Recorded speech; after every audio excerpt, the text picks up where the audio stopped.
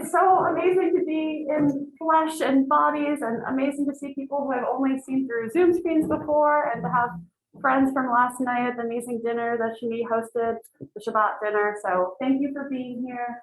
We'll do introductions a little bit more later, but again, I am Jack, and thank you to NOFA for having us, and thank you for all of you being here, particularly after lunch on a very hot day where I'm sure it's like nap time. And thanks for choosing to be here and spending your time with us. Okay, so where I wanted to start was talking about language justice. This is a conference that has language justice incorporated. Some of the sessions are in Spanish, and there's simultaneous live interpretation happening in those sessions. This is not one of them, but what we're going to be talking about today is Cultivating, which is a network for farmer well-being in the Northeast. And one of our principles is language justice. We do this by attempting as much as possible to interrupt language dominance of English-only spaces and English-first spaces. We create and support equitable cross-language experiences, and we use gender-neutral Spanish. So when we are in meetings online, we have simultaneous live interpretation on Zoom. We have some friends today joining us on Zoom, but again, this is not interpreted, but even in English-only spaces, there's ways that we can interpret language justice best practices. So you may notice that when Karen and I are speaking, we will often start by saying our names. This is Jack, or this is Karen, which is very useful when you're being simultaneously interpreted, because if a listener is listening in a different language and listening to the same interpreter, they won't be able to know when voices are switching. So one best practice that we can all use, always say your name. It makes me feel a little bit like Jason Derulo or like DJ Khaled, but it's, you know, make yourself the celebrity and hype person of your own world. Another practice that we use for language justice is hand signals to make sure that people are being heard and understood. I speak very fast, particularly when I'm a little bit nervous presenting in front of people for the first time in years. So I'm gonna ask all of you to join with me so that if Karen or I are speaking in ways that you're not comprehending, we can work together to make sure that everyone is hearing. So the first is doing this hand motion. I'm gonna ask you to do with me to say to slow down. So this is slow down. If I'm not talking loudly enough, this is speak up. If there's something going on and we just need to stop, that's a big hand out front. So asking to stop. And then if there's lots of voices going and we can't hear, one person at a time. So I invite and ask all of you that as we're moving through today, if you need to slow down, you need to speak up, we need to stop, or one person at a time, that we can use those hand motions. And if you catch someone doing it, start doing it so we can make sure that we bring that attention together. Cool on incorporating language justice in this room? Thank you so much. Okay, so before we get into the meat of this work around Cultivemos and cultivating well-being across the Northeast, I want to pause and say hello and introduce ourselves.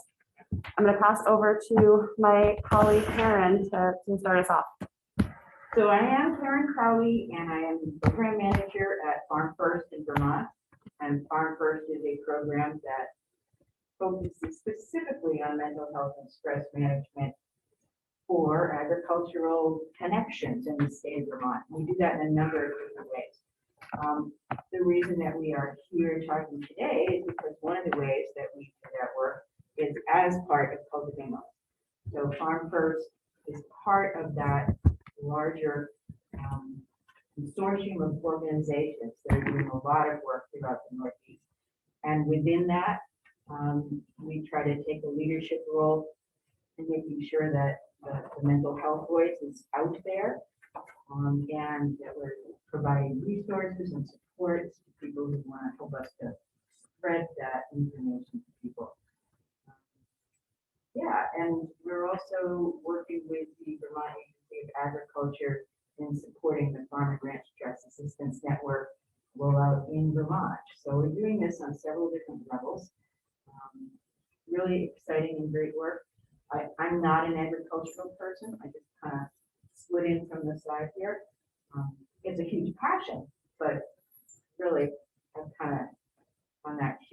service route for most of my life, supporting and cultivating growth in people.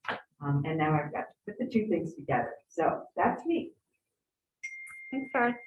And again, I'm Jack. For people over here, I'm Jack.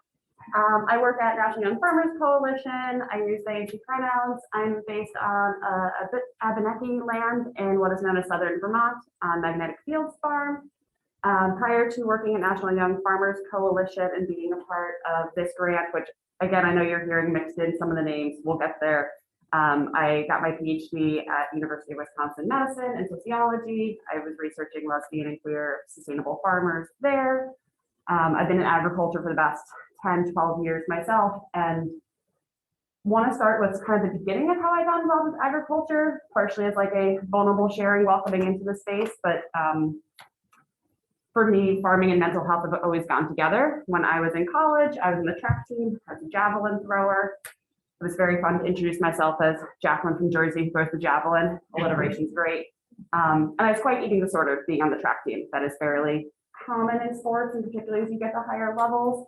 And as some people do who are eating disordered, you get drawn to the thing that you're struggling with. So I took a class on food and power, and we went out to my college's organic farm that I had never visited before.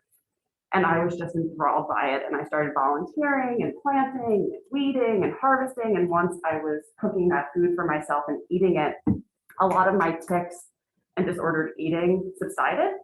And it was also in that moment of once I was attending to my body that I recognized that I was a queer person as well. Funny things that you discover when you're eating and paying attention.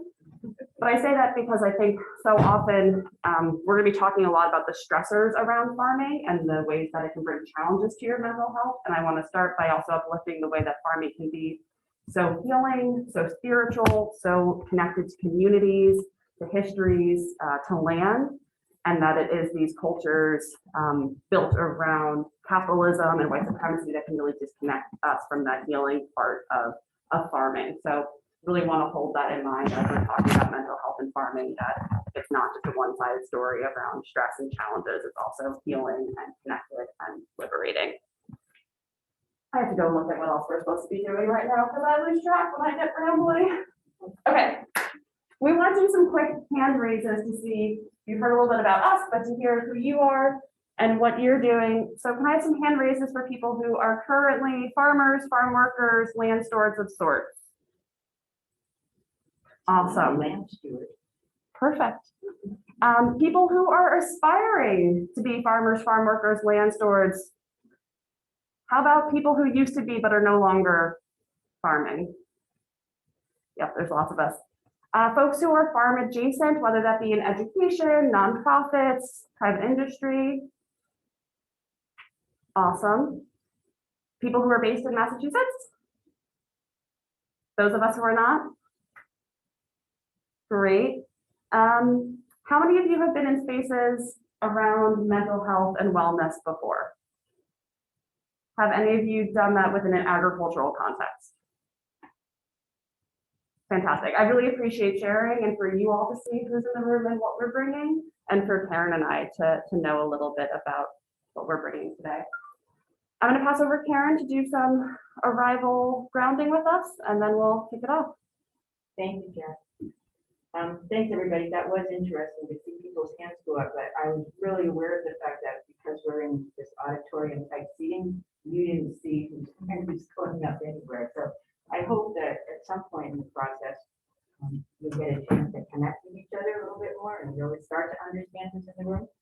Because watching the hands go up, there's a lot of similarities, and there's also some things that are stretched apart from each other. But anyway, for starting, I want to invite you to get comfortable, however it is that you're in this space, whether you're out there in the world or here in the room. And it is really nice to be in the same room with people. It feels like a great gift. And I'm sorry that those of you on Zoom are not experiencing that today, but I hope you get to soon. So in the space that you're in, if you're comfortable closing your eyes, please feel free to do that. If not, however it is that you are most comfortable, I'm just going to ask you to do a slow body scan of yourself and really try to connect what's happening right now for you in this space. So one of the things I'd like you to notice is the temperature on your skin. Might be particularly obvious to you since there's a significant difference between the outside and the inside today. Just check in with your body temperature. Are there parts that are feeling particularly warm, starting to get cooler? Focus in on the cool and imagine that you can actually move that energy, spread it out a little bit so that it reaches other parts of you. Also be aware of the ways that your body is connecting physically with other things. Feet perhaps on the floor, butt perhaps in the seat, back of your legs perhaps stuck to the seat. Whatever it is that you can actually feel. Or your hands touching something other than yourself.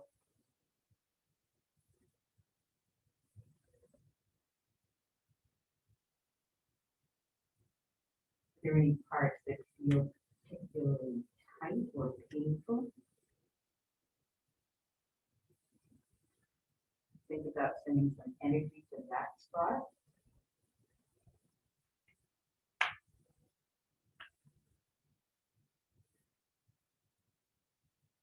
And I'm going to invite you to come back into the room and smile.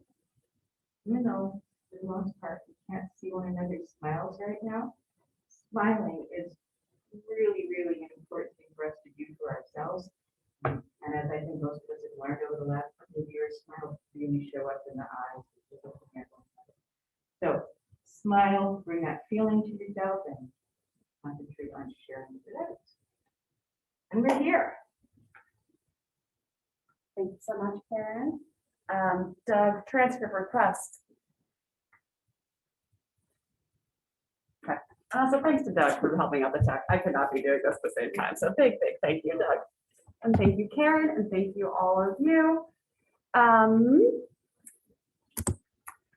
So an overview. Karen and I both work under a grant that is a USDA funded grant around farmer mental health. There are 4 different regions of USDA funds. We're supporting the work in the Northeast. So all this presentation is centered around that grant, what's happening in the Northeast.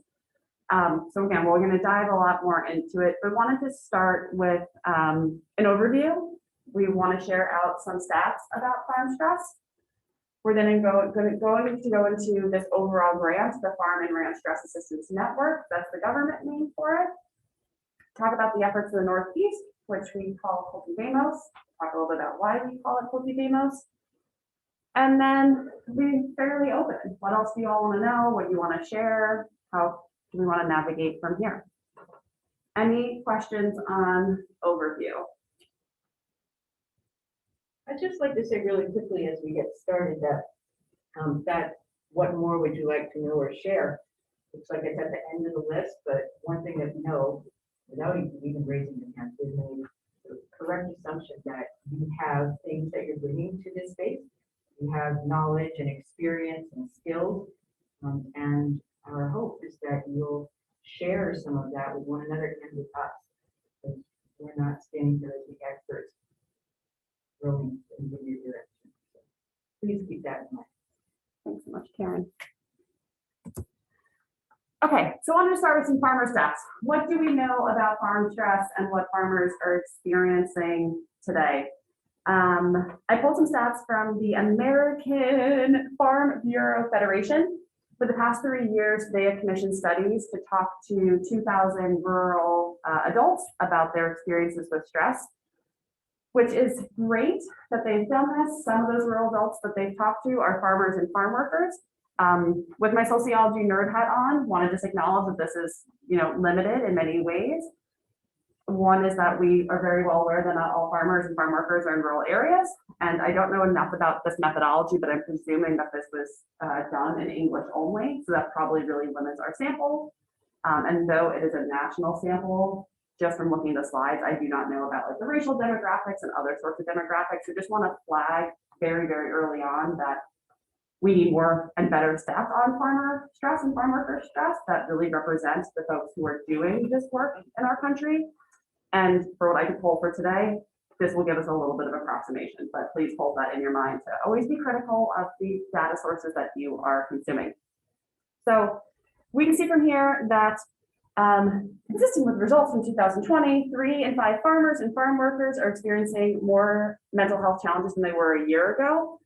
I find this to be really interesting, seeing how this overlays with COVID. Probably not a lot of surprise that farmers are increasing in stress. And we see that more than half farmers are saying that their stress is increasing. That's not even saying, are you experiencing stress? That's saying that we are feeling the ramp up in our bodies and what we are experiencing. And I don't have a slide on this, but in the same study, when asked about what were the issues that were most impacting farmers and farm workers, 82% said weather or other factors outside of their control, which makes a lot of sense that things you cannot control can bring up stress. 80% said financial issues. 80% also said the state of the farm economy. 75% said farm or business problems. 75% said medical issues. And 73% said hours of labor. So weather, financials, economy, business problems, medical, and hours of labor. For those of you who have put up your hands about being farm adjacent or connected to farmers, probably not a lot of that is surprise. And you're probably like, yes, and I could add 3 to 4 examples on each one of those things around ways that you yourself or people in your communities have shared stressors. One of the things, again, and always nuancing data, is that this is not pulled apart based upon experience or identities. So my organization, National Young Farmers Coalition, has just completed a survey of 10,000 young farmers and asked them about their biggest challenges.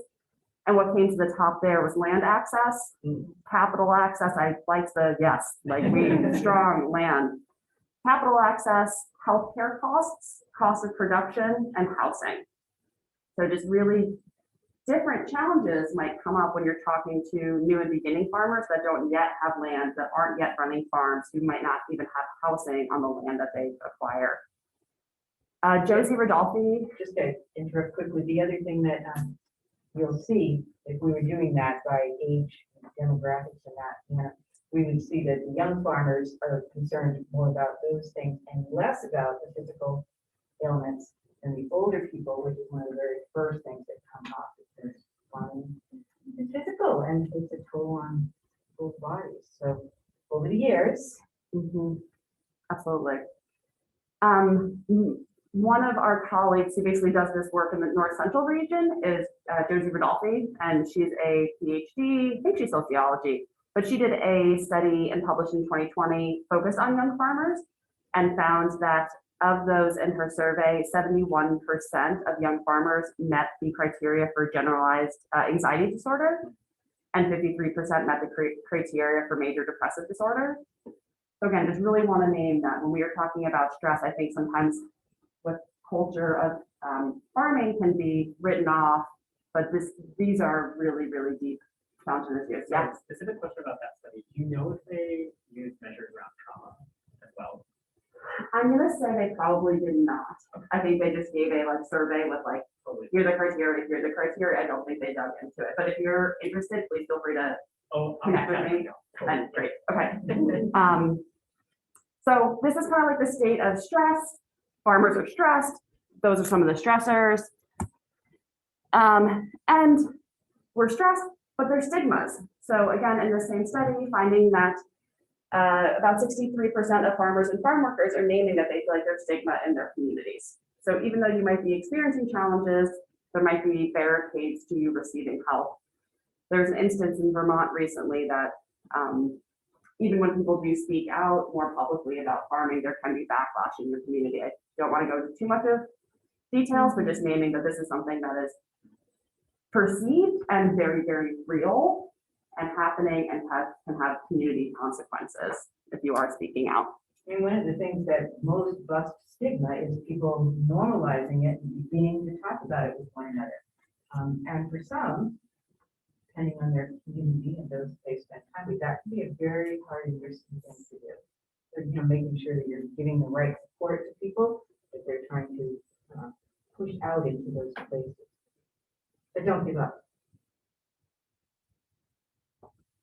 So promising asterisk, 2 out of 5 farmers and farm workers say they've personally sought healthcare from a health professional. And we see that that number is almost, I shouldn't say quite doubled, but really increased from 2019 to 2021. So I do want to give like, that's really promising and awesome to see that we're increasing, but it's still pretty low.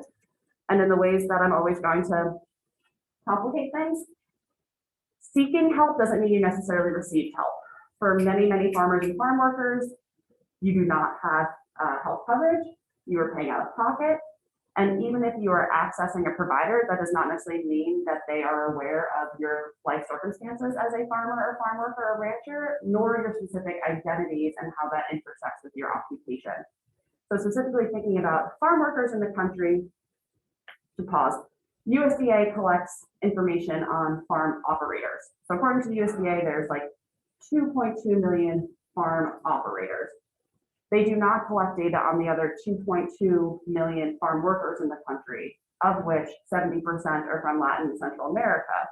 And we're thinking about farmers and farm workers who are potentially experiencing language barriers, really intense working conditions, at times just completely devastating living situations, language barriers, legal issues that may or may not be related to documentation status. When we're trying to think about those farm workers who are frontline farm workers throughout the pandemic, attempting to access healthcare, is really need to think about it, like who actually can even seek healthcare, let alone receive healthcare that is at cost, accessible, relevant, affordable.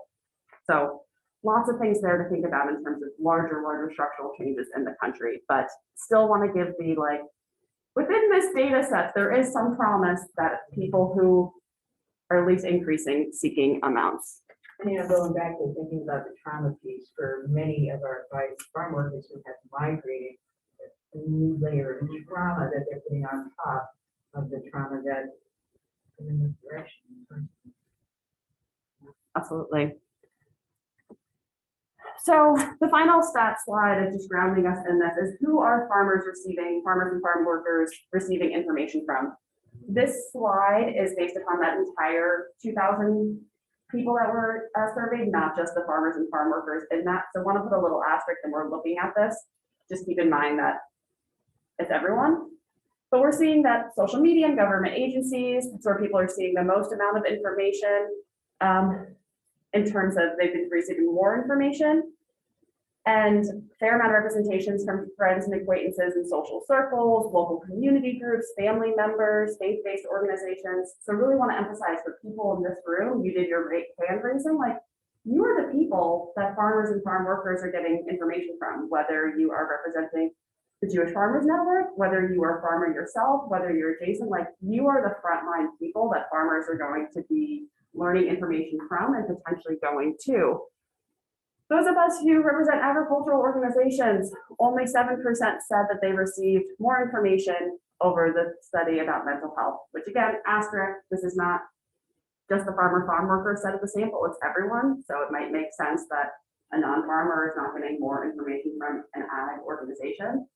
But for the ag adjacent folks in the room really want to uplift that we need to be talking about mental health more, given all the other statistics that we just talked about.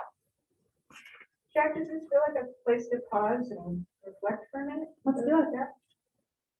You can always say no. No, I love it. Go for it. It's a transparent facilitation. I just wonder, and maybe you're wondering about one another, does any of that surprise you? Things you want to dig in deeper? Questions? Reflections? Yes, please. Just looking at the chart, I would say that one suggestion for anyone with mental health is to use social media because it seems like that's the safest place to get your first entry.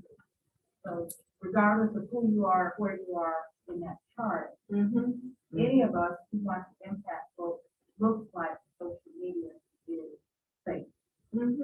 Safer. Yes, yeah, it's nice to think about that. It also, when we're talking about the rural areas, one of the things that comes up for my for me is the number of people who don't have access to the technology of social media. But definitely, it looks like it's a pathway. Further reflections or questions that come up?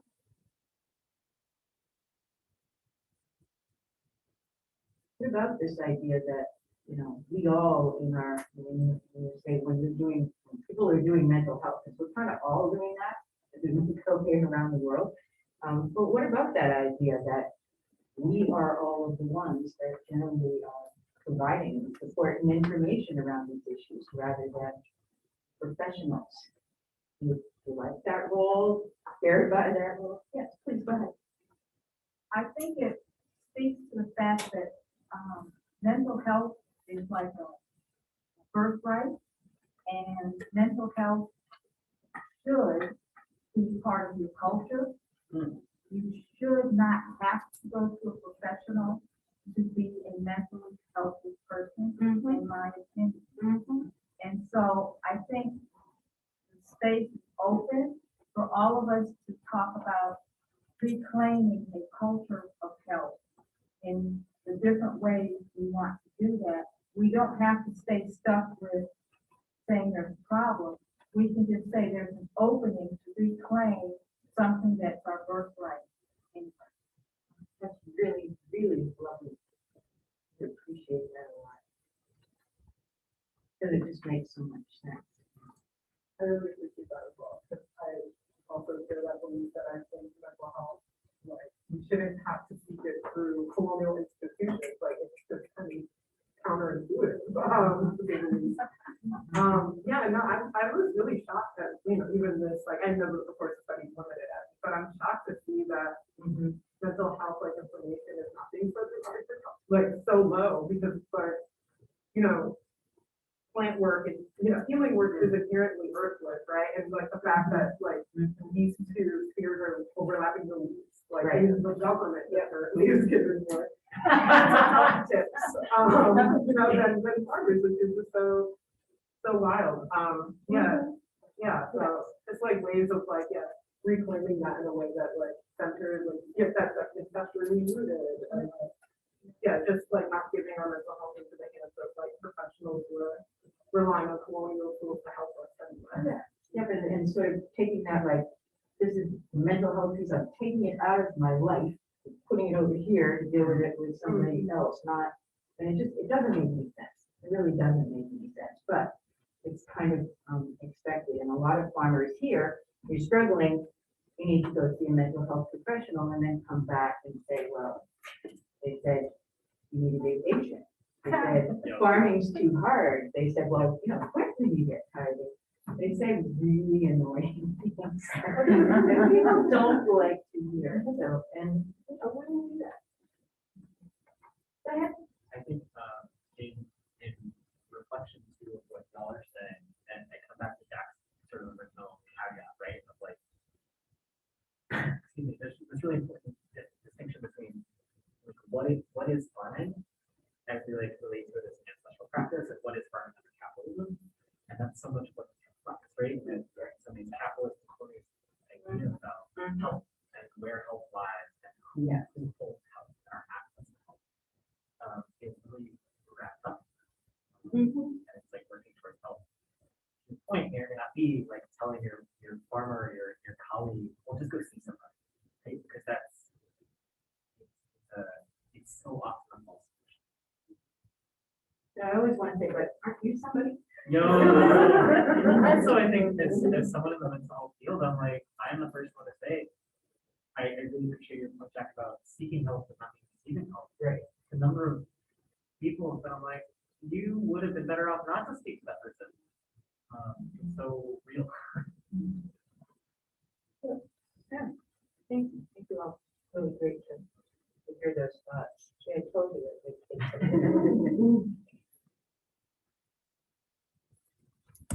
Okay, this is Jack, and I'm gonna do a better job of, where do we need it? Oh, I know. I'm trying to do a better job of ignoring the Yeah. fact that there's a camera because There's people, I'm gonna text in with you rather than having to toggle us back and forth. So I'm over here now. there you go. I intentionally did not start with farmer suicide statistics as a way because in lots of stories, media around farmer mental health, people start immediately with suicide. Farmer suicide is, farmers have some of the highest suicide rates of any occupation. And that means it's about 2 to 3 times higher than the national average.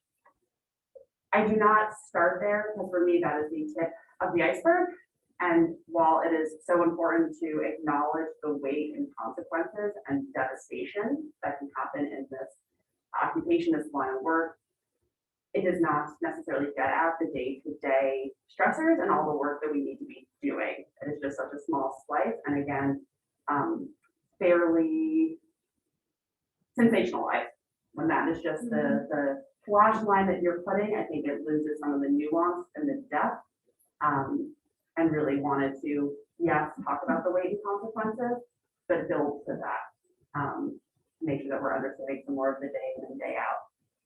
All right, I get a little, again, transparent. I get a little lost sometimes in talking about suicide. I've had 2 uncles die from suicide, 1 last year, and it's still fairly touchy. So I need to look at my notes for a second.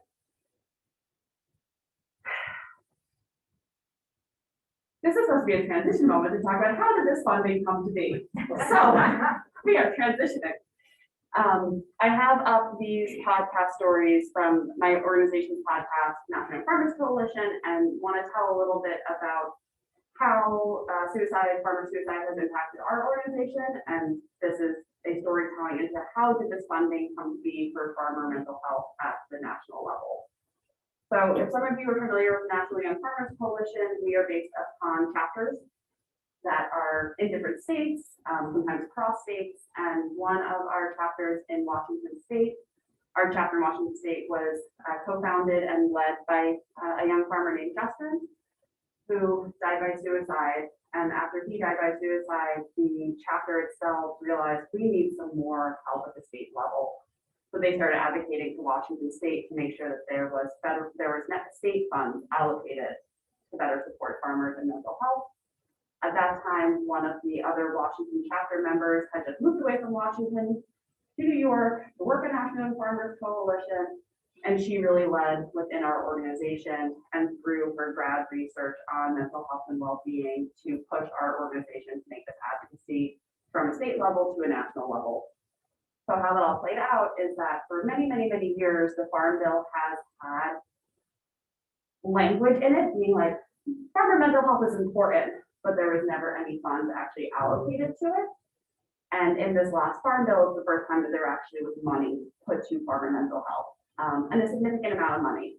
The Farm Bill allocated $7.2 million to each of the 4 regions over a course of 3 years to do work around farmer mental health. And I have another slide for this. So 4 regions, 3 years, $7.2 million. This funding is coming through the USDA, specifically through the NOFA branch of USDA, National Institute of Food and Agriculture. And it's really a train-the-trainer model because it's USDA, they're looking to ag service providers to make sure that ag service providers have better awareness about the warning signs of mental health and better training to support farmers and better resources. These were the 5 areas written into the grants that the USDA wanted each of the regions to support. So hotlines, clearinghouse, training, support groups, and professional behavioral health services. And again, really focused on ag service providers in this top-down trickle approach. Karen and I will talk about how in the Northeast we're trying as much as possible to shift that paradigm. But as working with government money, it is a shift that is complex and slow, and we are often not hitting the mark. So I want to say that outright, and also want to name that this is the money that came through the Farm Bill. During COVID, there was extra COVID relief money that was not spent, and Congress decided to allocate that, which was another $28 million to state departments of agriculture, both in states and territories, to do 1-year projects under the same umbrella Farm and Ranch Stress Assistance Network to better build out state work around farm mental health. So in the Northeast, it's this fun overlaying map of this regional work that we're a part of, as well as the state work that Karen's also part of.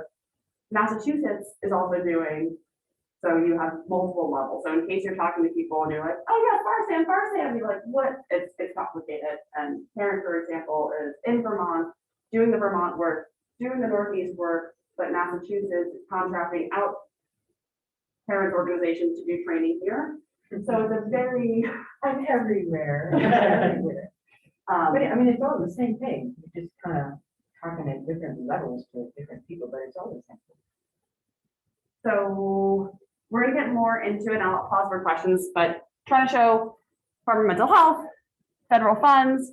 In the Northeast, we have some mission and values. I've been talking a lot. I would love if someone's willing to read out the mission in either English or Spanish for everyone.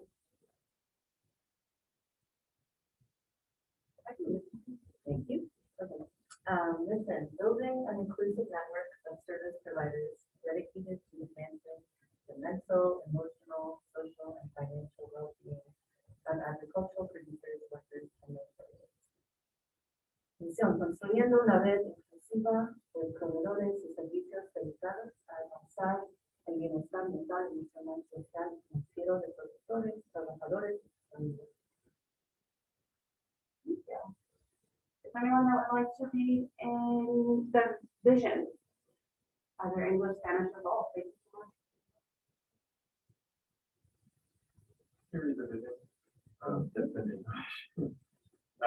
We envision a future where diverse farming and ranching communities in the Northeast are seamlessly connected to accessible, culturally competent, timely, and effective mental behavioral health care and stress assistance programs. Thank you so much. So the Northeast, that's what we're orienting towards with our mission and our vision. And we have a set of accompanying values that goes along with that, where each value has both a definition and some action items. I'm going to ask for one more volunteer to do some reading. Values: honoring multiple perspectives, structural change, evidence and effectiveness, inclusion, farmer and farm worker informed racial equity, sustainable, stable, and resilient, transparency, and collaboration. Thank you so much. So this is on our landing page. I'll have a link. It will be on all the stuff. You can read much, much more. But again, really trying to orient towards where we are going, mission, vision, and our values that we keep moving back to, particularly in this third year, needing to emphasize and lean more into the farm worker and farmer informed and the racial equity. And this is really our big goals, which I'll talk about more, is like fundamentally shifting the paradigm of USDA funding and doing work that the other regions aren't doing and trying to take a leading edge. So we'll get more into that, but thinking again more about the staff, where we wanted to start as we're diving more into what are we actually doing in the Northeast, is recognizing that y'all might be the first line of people that farmers come to, and what do we have that you could potentially be directing people in your community to. So I want to be talking about the hotlines and the clearinghouse to start. And specifically, one of our key partners is Farm Aid. Most people do Farm Aid from like Willie Nelson and like a concert that happens every year, which is great. And don't know the histories of Farm Aid. That Farm Aid was founded in the 80s around the farm crisis, when lots of farmers were experiencing mental health crises. And that's how this whole organization came out to be, was around farmer mental health. And they are one of our key partners. One of the services that they provide is a hotline, which is on the screen, which is staffed at the hours listed. This grant has been able to greatly expand the hotline hours. And what the hotline workers can do is, these are not trained medical professionals, these are people to listen and to help you talk through whatever you might be experiencing, whether that is, I need a lawyer, whether that's a struggling with land access. You can call and talk to them. Is this geared specifically towards farmers? Like, are these people who can, like, I guess, like, talk to like farmers and understand what they're talking about? Yes, they specifically can. And Spanish. Spanish, it will be coming. So part of our grant is building out a Spanish hotline. So we've been doing lots of preparation the past year and a half to get there. and to making sure that we're not just having someone pick up the phone in Spanish who sends directly to English resources. So we've done a lot of background information to figure out where are the best resources and also to hopefully take more of a caseworker model approach, that there's like consistent follow-up, and again, not just this like one-time call and point of reference. So that's a farming hotline that, had I had more time, I would have like cool little magnets for all of you to like take and like put places, but like soon we'll have these physical materials. Yeah. And I don't know if you know this history, but I just for you to bring up like this kind of came out during the 80s during a particular farmer mental health crisis. You know where I just have no idea. Oh, yes, yes.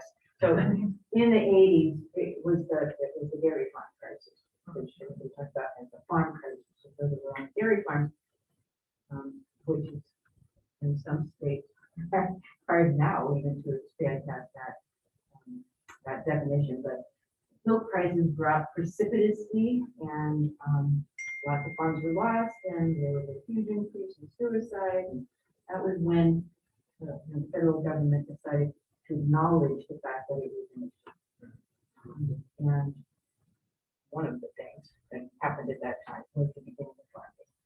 And there's been, other times since then that have been particular crisis points from a national level. They may or may not be the ones that resonate in their own communities, but sometimes they push people to action. In fact, that's usually what pushes the government to action. Yeah, great question. Thank you. Thanks, Karen, for the response. To go back to your question to me about, is this farmer specific? Farm Aid hotline is. Karen and I also wanted to put up the new 98888. Gosh, 988. It's simple. I'm trying to put more numbers onto it, but the National Suicide and Crisis Lifeline has changed from the longer number, which I think is still in effect, to just a 3-digit, to call and have support. Or text. I know there's also nuances around like data tracking. I do not know how well yet and effective this is in terms of, again, things we've already talked about, like cultural relevancy, detection of information, and actually getting help.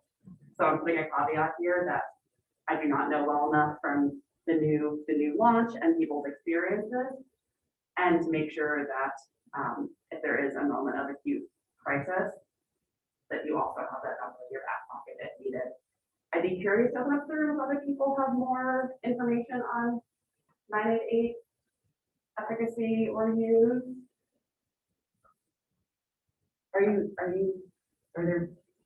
I'm assuming there are people in the room that are from Massachusetts or living in Massachusetts. Are you aware of the launch here in Massachusetts? It's new and it's been rolling out across the nation in kind of an uneven way.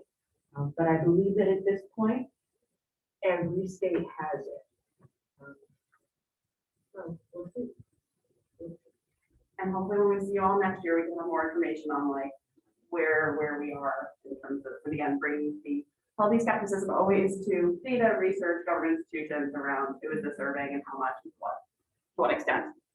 So again, just like top of the line resources that are provided. These are, the hotline is national, but again, because it's part of our funding source, very heavy resources coming from the Northeast.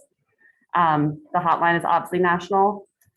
And part of what the Farmer Hotline does is it draws from our Farmer Resource Network, which is a clearinghouse of resources, again, national, but very heavy in the Northeast because of the work and partnership that we do with farming. So you can go to their website, you can pick if you're a farmer, if you are an ag service provider, what states are you looking for? Are you a dairy? Are you livestock? Are you vegetable farm? And can search what types of services are you looking for today. To be transparent, we are very active in the process. Karen leading the efforts and working with our farm aid partners to make this tool more searchable and more precise and more narrowed down. Right now, there's some things that if you click on, you will get like 4 pages worth of things and probably feel quite overwhelmed, because when you're in a moment of stress and trying to find resources, it's not always the easiest to do reading comprehension and like analysis and figure out the best one. And there's some areas of the search tool that aren't fully updated. So if you click on stress, Karen was just informing me this morning that you'll only get 11 resources. So still very much so lots of back end work that we're doing to translate all of the things that we have, put it out, and to make it searchable and easy for people to use. And one thing to be aware of is that FarmAid has provided a clearinghouse of organizations for a long time and continue to build that out. And they respond to anything and everything as far as farming goes. So some of it is very, some of it's about soil and some of it's about other kinds of resources. So the clearinghouse has been in existence for a long time. What's new is a media library that goes with it. And that's the part that we're really working on building out at this point. So when you click on one of those, like activism and organizing, it will give you options both for organizations, international, or resources that you can access through that link and what they call the media library. You can do both, you can do one or the other, but we're trying to provide an easier way for people to look for the kinds of resources that they might be helpful in the moment. Like who could I call, but also, geez, what is it? Everybody's talking about X. I don't even know what it is. So resource, and I can read something, or a podcast, or a training, or whatever we loaded it. And they're always looking to help loading it. So have ideas on resources that people should know about, organizations or other ways of providing information. We'd love to hear from you. And I put these two things up together again, kind of this top of the line. Just want to make sure everyone knows about these offerings, and because they're deeply tied together through farming. So if you were talking to a hotline operator, they're using these search tools to pull things up, and they will also follow up with you. So if you and I talk on the phone for 10 minutes, they will then go and do lots of research and then call you back and make sure you have items in case that's more helpful than you searching through these tools yourself. So on average, they spend about 90 minutes per call doing all that back-end research. Which is really the role that Farm First has played in Vermont since 2009. Now, that's only Vermont, but we're trying to spread that so that other people can. What do the farmers in Vermont say about that? What do the farmers in Vermont say about having that service available? Yeah, they like it. They like it a lot. They we get funding support from the Agency of Agriculture, but that's not our organization. That's not where we live. We actually live within state government and a nonprofit that work together to do specifically. I want to call it like case management wellness services. And so we built out one particularly for farmers. And so it's built on a model that's been successful for a long time. And this is specifically for farmers, farm families, and farm workers. And yeah, they just find it super helpful. And right now we are building out a peer program so that farmers are volunteering to be supported with other farmers. And that's another thing that people are just really excited about. Yeah. If I had statistics, I would share them with you, but I just know the phone keeps ringing. That's helpful, thank you. You're welcome. I can jump into the next part around approach, but if you want to pause and ask any reflection things, then also pause. Yeah. Other things that just made you think about or that we should be thinking about? Talk a little bit about the kinds of things that come up on this thing. Yeah. Could you repeat that question? Absolutely. I asked if they could speak a little bit about, if I selected the behavioral mental health services category right now, what are the things in there? So I struggle endlessly with all of this language. I don't like the term behavioral health at all. And I know nationally it's a popular way to lump some things together, but I don't like it. And even when we're talking about mental health, and we almost always go immediately to mental health problems. If people have mental health, well, of course, we all have mental health, and it's a continuum. And we're all on that continuum and move in whatever direction. Areas of our lives, we have more mental health.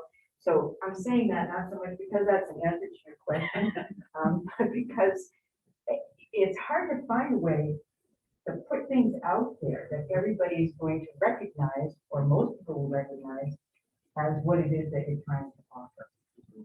And what I just said doesn't serve well as a title category.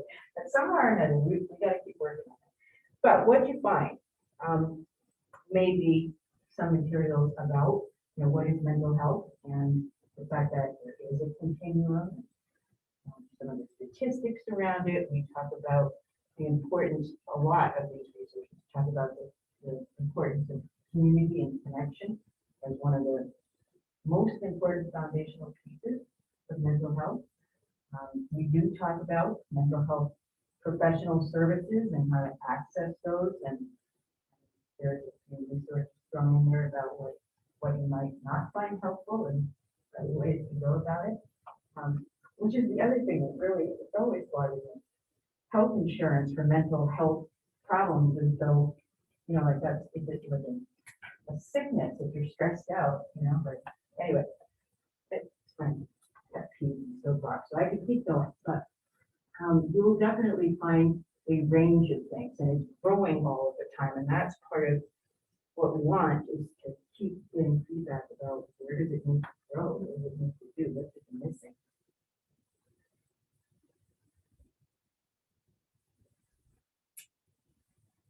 Reflections, thoughts? Oh, and you'll find stuff about suicide. We definitely talk about suicide prevention is also on continuum. And suicide prevention is not the primary prevention of you responding to someone who's in a suicidal state of being. Preventing suicide starts way earlier than that. I'm wondering if there's anywhere on here that points farmers to like identity-based community connection organization. So like a place that would connect Jewish farmers, our organization, to connect queer farmers to like queer organizations and so on and so forth. And that's, yeah. I think you probably, it's hard to keep up with exactly what's been built out. Yeah. Looking at the list, Farm Aid is changing it all of the time, but you should find some of that thrown in here among the mix, but I don't believe that there's a specific category. Yeah. Yeah, I'm thinking about this idea of like reclaiming of like some of the culture of health, the culture of mental health, and how important it is to have community and have connection, especially at like the very like resources that touch on the various constellations of our identity that help us to feel home and feel safe and feel connected. Yeah, absolutely, positively. We've done some of that work and are being informed by that work from some of the cohort pieces that we're doing, but we haven't talked about cohorts, so we'll get to that, and that will help.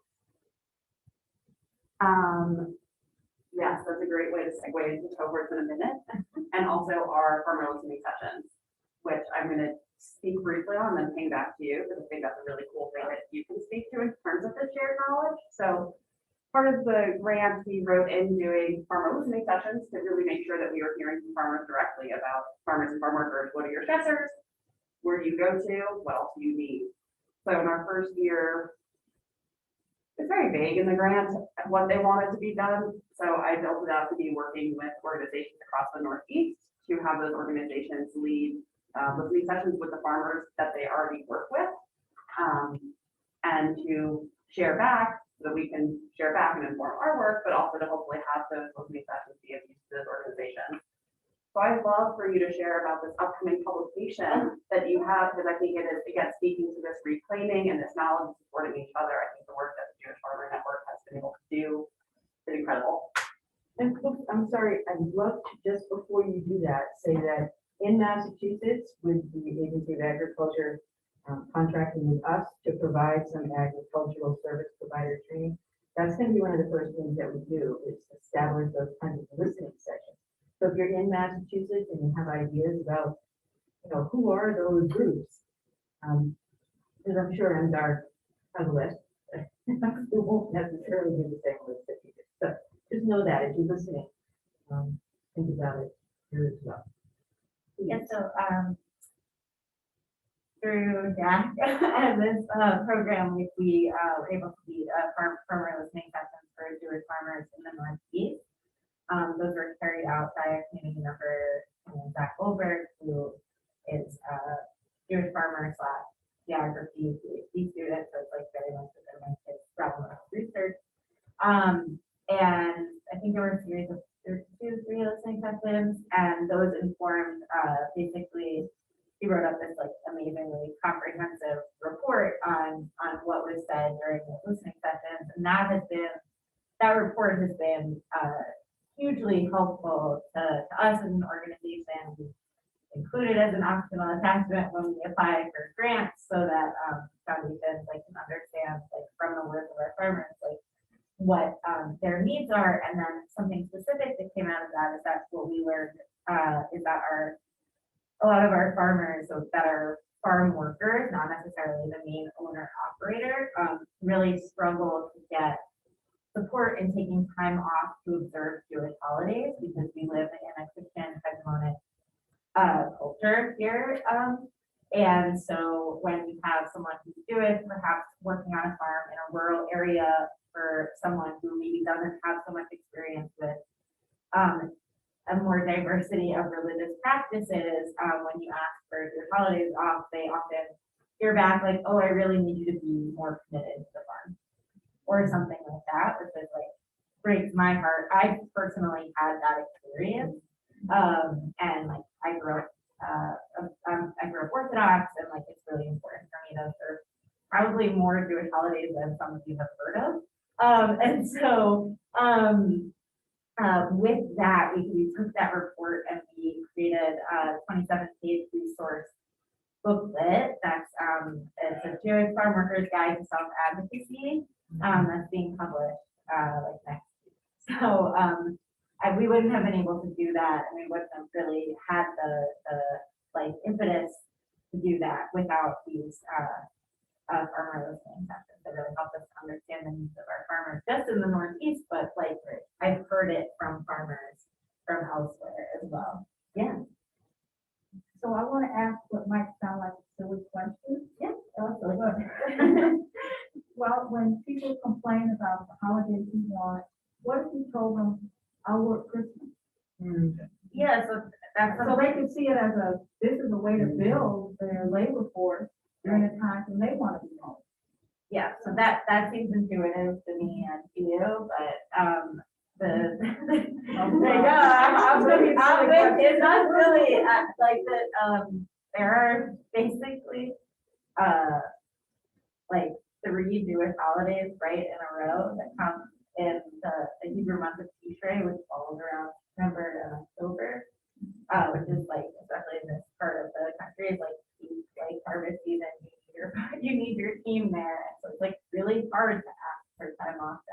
Then great, you can give me Christmas, but I need you here now, right? And it's too cold up here.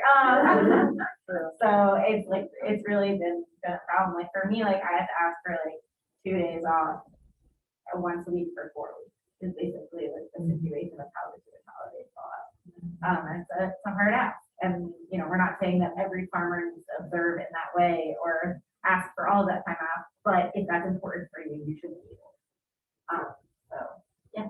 So thank you. Thank you, and that's again just I was so grateful to hear about that, and when we get to this on this slide, but the real hope is we are trying to fundamentally change the way that this government money is going out. The other 4, it's 4 regions. Our region is very unique. The other 3 are extension agencies. So the way that the money is coming in and going out is pretty much exclusively extension agencies. It's a very well-worn path between government and extension. And extension agencies are tied to land-grant universities. Land-grant universities are land-grab universities. They've been racially exclusionary. So when you're giving money to extension, you're giving money to extension who's catered to the white family farm model who are farm owners and operators, and you're not changing. It's just, it's the Mississippi River. And that's the way I've been really thinking about, like, we are trying to like get these tributaries and all these other different flows of money. Because you have to be a fairly big organization or entity to receive $7.2 million. So we're really trying to shift funds and get money out, which is complicated because these funds aren't made for it. So we are sometimes jumping through complex compliance hurdles and loopholes, and we sometimes land on our faces and we don't do it quickly or swiftly enough, and we cause lots of issues in the process. So just again, one of the things that like, this is not a smooth process to change this structure. And we're trying so that there can be things like this amazing resource for advocacy. So that was a little preamble. I do want to say that we have not excluded extension services that wish to work with us in the way that we work. And there are a couple that are really part of who we are, but not the same as A key partner, but not the only partner. absolutely. So in the Northeast, I already did like what makes us unique. One of the other things is we are taking a structural root causes approach to stress and wellness. In that we've been talking so much about mental health and how to care and show up for each other.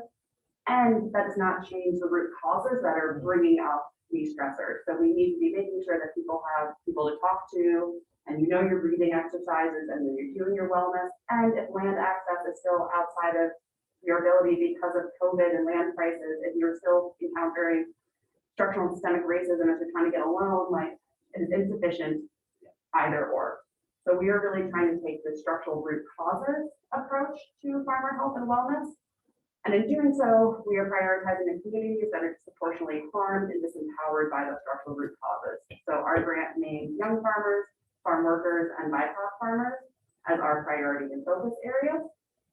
And the way that we are hoping to address structural root causes and prioritize those communities that are disproportionately impacted is by regranting, which I'll get into. So getting funds from us into on-the-ground emergent projects made up of people who are most closely connected to those communities and are serving their own needs, rather than again this top-down, me at Young Farmers, Karen at Farm First, extension thinking that we know what's up when the communities already know for themselves what they need and how they can, what they need to support themselves. So the way that we do this is through a cohort model. So cohorts are groups of ag service providers, some of who are also farmers, who come together around an identity, a geography, a focus area, communities of practice. They are cited to meet and have time together. Oftentimes that is a very big limiting factor for collaboration across the region, is that, okay, where's the money going to come from to justify this time to talk and to collaborate and share resources? So we have about 14 cohorts right now, which does include, again, extension. We have a cohort that's addressing PFAS contamination. Every town in Vermont that is making sure that there's a parcel of land in every town that is for and stays in BIPOC ownership. Disability in ag, one focus on market access, one focus on land access, legal, mental health that Karen can speak to. Everybody points to me now when they say Mental health. There's some others that I haven't named that I'm going to talk a little bit more in depth, but quite a wide range of what the cohorts are, what they're attending to. And the cohorts are based on what it was that people told us they wanted. I want a cohort like this, and it's great. So let's you and us create. We pick these topics. So cohorts could simply meet and have that be the extent of what they're doing, and again, be stipend for their time, or they can opt into doing a project together. And these projects are aimed to increase their capacity to address the structural root causes of stressors as well as mental health needs in the community. And these funds can be used to bring in speakers, to work with a facilitator, to hire contractors, develop trainings, etc. And want to briefly go through some of the highlights of 4 of the cohorts in particular to see how these funds are going out and what's happening with them. Just to do a quick time check, it's 2:10. Great.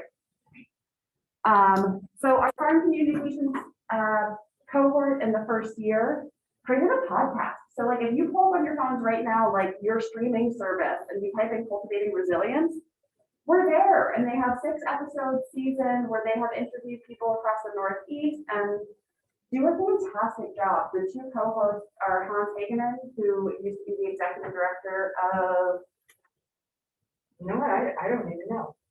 I want to say Land for Good, it's not Land for Good, but it has a very similar name, and that like all of our ag organizations just rotate through like farm, land, ag, Yes. good, Brazil, you know, so in this moment right now, I'm blanking, but Hans is fantastic. He's one of the co-hosts, as is Megan K. Washington, who is from Maryland Extension.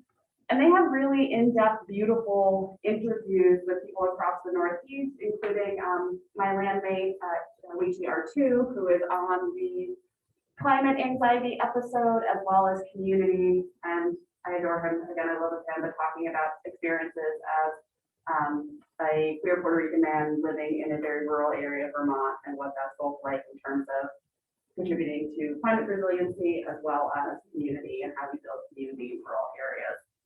So big pitch for like download, listen, share, like all those things. I'm very particular with the podcast I listen to, and I'm not just saying this because like I'm the person associated with this, but like I am impressed. They did a really, really, really great job.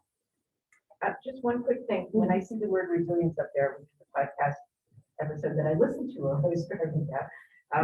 It reminds me when you were talking about mental health before and what's in those particular categories.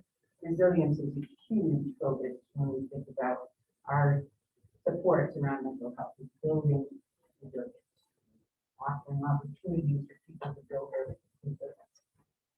Thank you, Karen. The second that I want to speak to is the queer ag service provider cohort that I was a part of in the first year. In the first year, they did a micro grant. So it's those of us who are queer and ag service providers came together, like, what do we want to do? We want to get money to queer farmers themselves, decide for themselves what they need to care for themselves. And that's like holistic healthcare, right? So whether that's money to go to a therapist, whether that's acupuncture, really, really various sources of funding. We had, I wrote this down, 350 applications, which was really extraordinary to us and demonstrated the vast need. We were only able, with the funding that was available, only able to fund 145 recipients at either $250 or $100. So these are truly micro grants, but really felt like it gave us the beginning of this opportunity to demonstrate the need for more money and more opportunity to fund. And we were able to fund all of the recipients who were BIPOC folks and identified, really trying to live that priority and that value in the region. I do want to talk about some backlash that we received. So one of the leaders of this cohort was cold called by Breitbart, which is a news source that is very racist and right wing, and called, was then published his picture and farm name without his permission online, and he received some emails and backlash, and then we subsequently received outreach from senators, who was part of the Ag Senate Committee, to try to like get more information on why we're getting money to queers.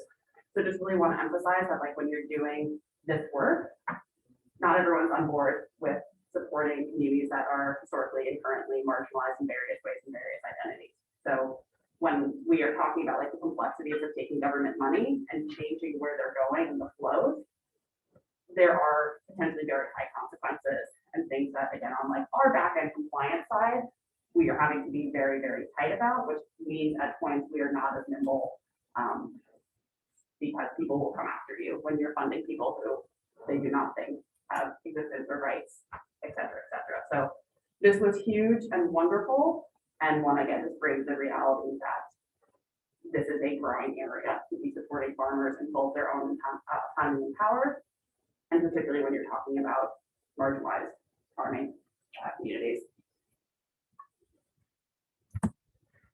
The other cohort project that I want to emphasize, there's 2 more, this is the second to last, is Wypler, the Latina cohort, which is made up of Latina farm workers. And they did this amazing project where they went across the Northeast, interviewed other Latino, Latinx farm workers, farm owners, and they made a magazine that is completely in Spanish about those farmers' experiences. The page that I pulled up is both digital and in print. The page that I pulled up features Dr. Yvette Ruiz, who runs the cohort, and it's a picture of her interviewing one of the farm workers. So again, really this opportunity to make sure that money is getting to folks so that people can decide for themselves what they need to share. Yeah. Would you just repeat the magazine name, the cohort? The cohort is called For the Latino. I have a link on this at the end of this slide that has the link to the magazine, because it will be hard to find otherwise. Word.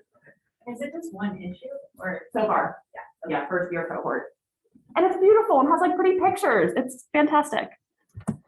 The final cohort that I want to highlight is the veteran cohort. So veterans are very unique in the farming sphere in that, again, kind of returning to the beginning, for many veteran farmers, farming is an extremely healing, restorative career for them to be after they've been deployed. And yet, as a veteran farmer, you're still encountering all the other issues that can come with farming in this system. Also returning to the point that we need more and better data. There's not a lot of data on veteran farmers' experiences.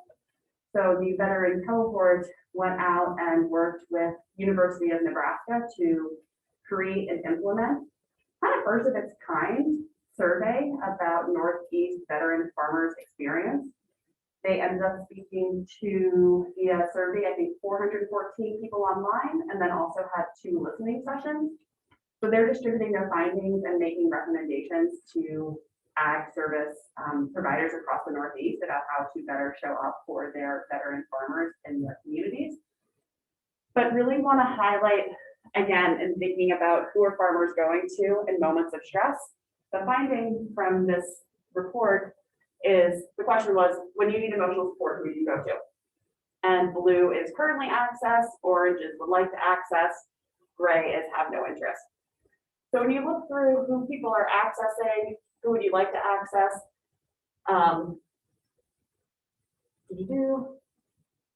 What am I trying to? I think what I'm trying to say is like the room for growth around, yes, this is what I'm trying to say. Would like to access. That there's a really big discrepancy for peer support around currently accessing and would like to access in this peer support area. And the would like to access peer support is the highest of all of the other categories about who these veteran farmers want to go to. So again, to uplift the points that Rev Deli has made and that Shani has made about like, who are the people that farmers want to go to? Where do we want to get our information? It's from our communities. It's from the people that we trust, and why this information needs to be shared and reclaimed and expressed in ways that is appropriate and relevant to you and to your communities.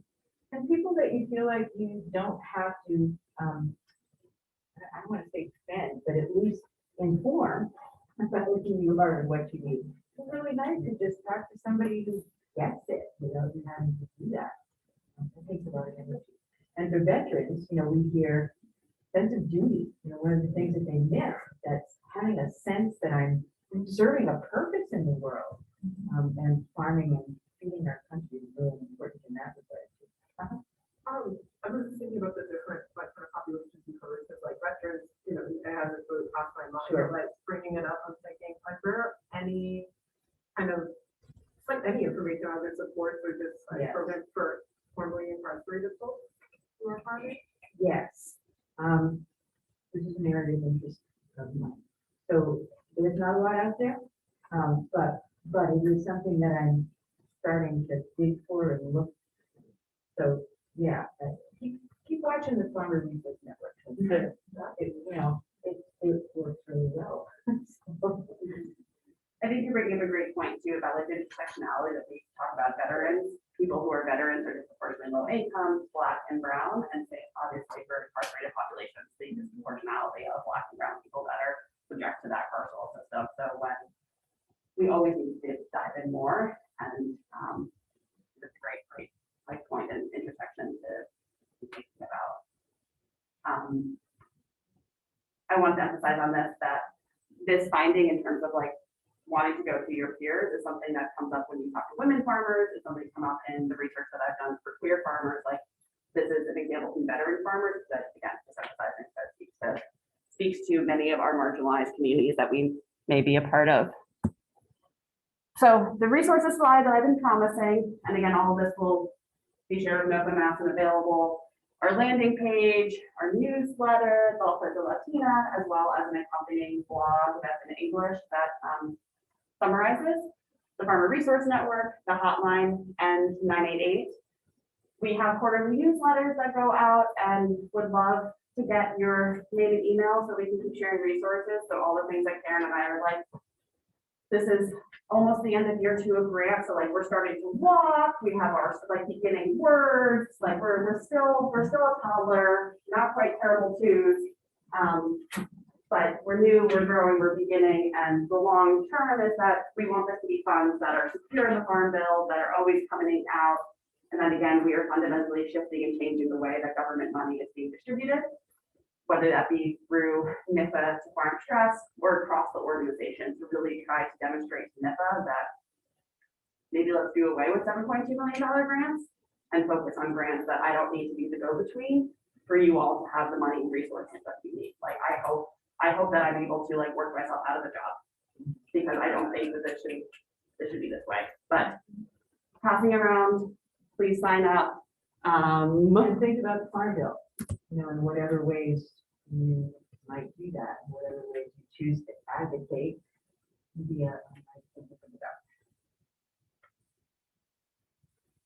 I think we're close on time, and I feel happy to say thank you. Thank you all for being here. I'm gonna give you all a clap.